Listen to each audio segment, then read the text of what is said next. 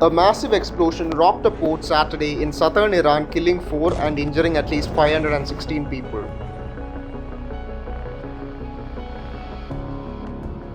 The blast happened at the Shahid Rajaei port just outside of Bandar Abbas, a major facility for container shipments for the Islamic Republic that handles some 80 million tons of goods a year.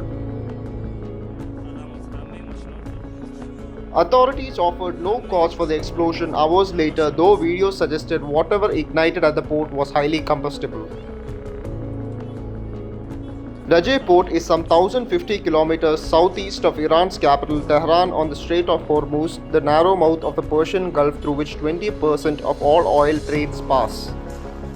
The blast happened as Iran and the United States met Saturday in Oman for the third round of negotiations over Tehran's rapidly advancing nuclear program.